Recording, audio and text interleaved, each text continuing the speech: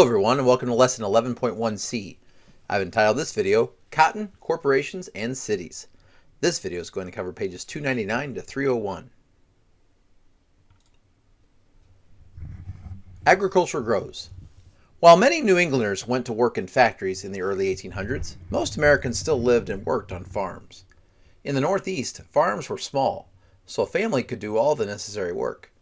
Farmers in the Northeast usually sold their products locally. Agriculture moved west along with American settlers. Western farmers in the region north of the Ohio River found land that could support a thriving agriculture. Many of these farmers concentrated on raising pork and cash crops such as corn and wheat. Question number 1. As the factory system spread in the Northeast, how did farming change there? Well, the farms were small, so basically they could do all the work themselves, and they usually just sold their products locally. 2. What 3 agricultural items were farmers successfully growing and raising in the region north of the Ohio River? Pork, corn, and wheat. In the South, cotton production rose sharply. The demand for cotton grew steadily as textile factories appeared. In addition, the cotton gin allowed planters to grow cotton over a much wider area. Southern farmers seeking new land moved west to plant the valuable crop. Between 1790 and 1820, cotton production soared from 3,000 to 300,000 bales per year in the South. The success and spread of cotton created a huge demand for enslaved workers. Trade in enslaved Africans expanded.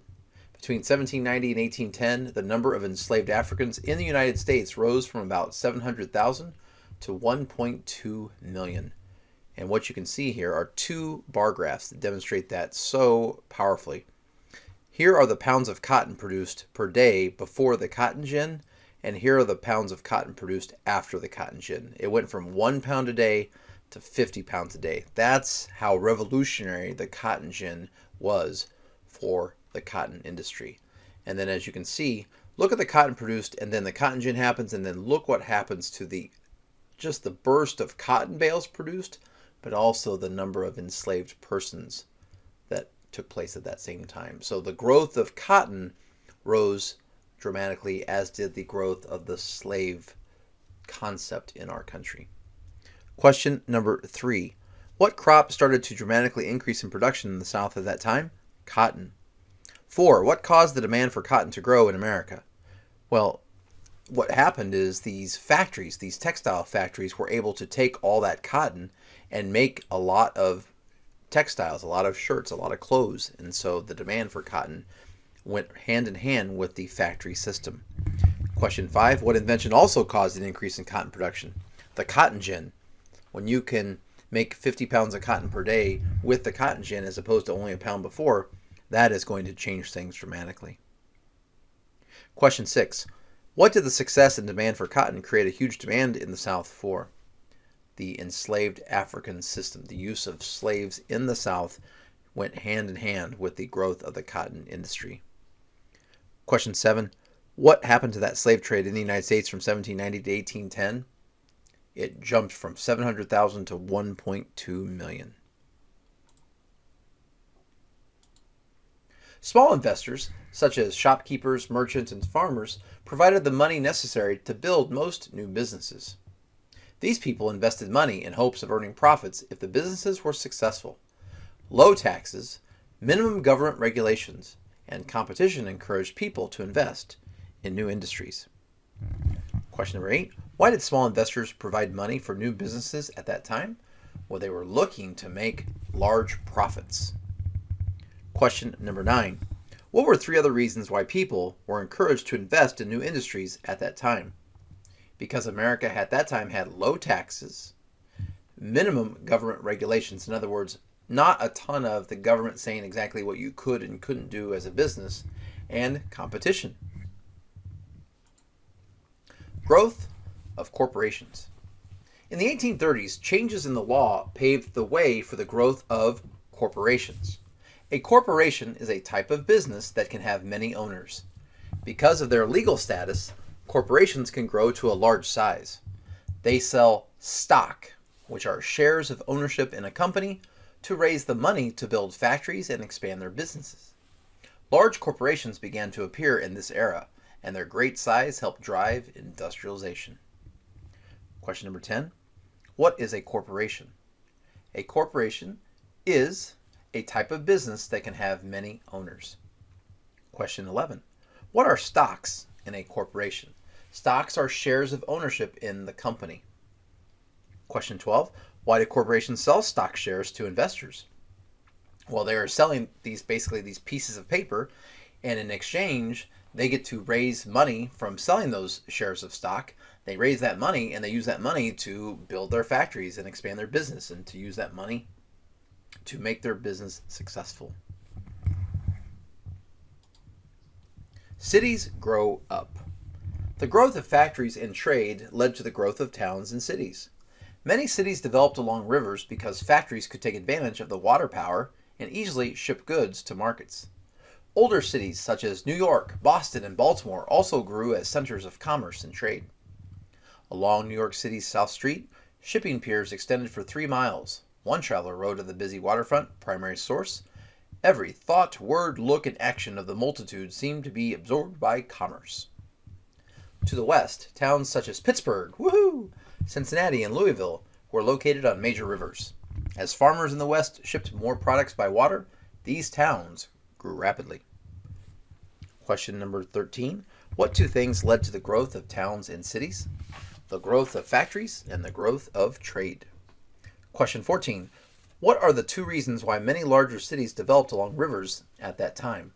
Well, number one, the factories in those cities could take advantage of the water power, and two, the water sources made it easy to ship the goods. Remember, at that time there still was no such thing as cars or trains or planes, and so the fastest way at that time to ship goods was by river.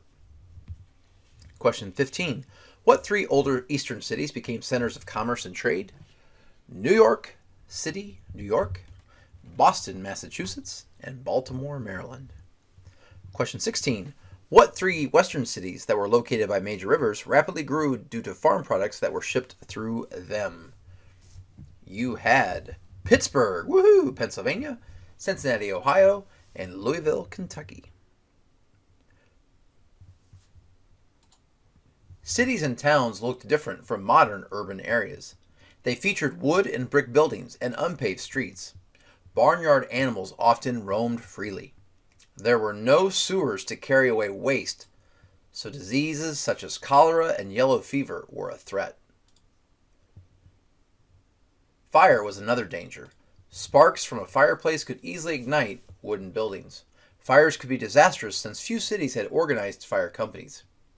Yet, cities offered many opportunities, such as a variety of jobs and steady wages. As cities grew, residents built libraries, museums, and shops for people to enjoy during their leisure time. For many, the jobs and attractions of city life outweighed the dangers.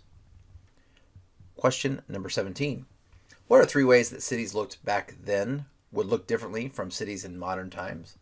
Well, cities back then had wood buildings and brick buildings. They didn't have the buildings of today. They had unpaved streets. They had barnyard animals just walking all over the place. And they didn't have sewers to carry away waste. So you had just waste and disgust and filth on the unpaved streets of those cities. Question 18. Why did cholera and yellow fever, why was it such a big threat in that time? Well, cholera and yellow fever were such a big threat because you had all these people close together. They had no sewers to carry away the waste, so this sewage was getting into the drinking water. And as we know, there are nasty things in sewage, and that mixed with the water, and those diseases spread quickly, not to mention the fact that a lot of people were in enclosed spaces close together, and so diseases could often spread very quickly. Question number 19. What was another huge threat in cities thanks to wooden buildings that were very close to one another? Fires. One fire, like the one in Chicago, eventually can wipe out large sections of a city. Could spread from one building to the other very quickly. And question 20. What are three reasons why, despite the dangers and risks, people flocked to the big cities at that time? Because jobs were there, so there were many opportunities. You had a chance to have money coming in steadily. You had leisure time. For example, you could go to the city and you could go to a library, a museum, shops. You had lots of these attractions that in the country life they just couldn't offer. I mean, think about our lives. Athens has limited attractions compared to a city like Springfield, and even bigger, think St. Louis, or even think Chicago. So the bigger the city, the more attractions and opportunities there are versus smaller towns and rural areas. Well, thank you for watching. Before we go, notice you must be as tall as this sign to attack the city.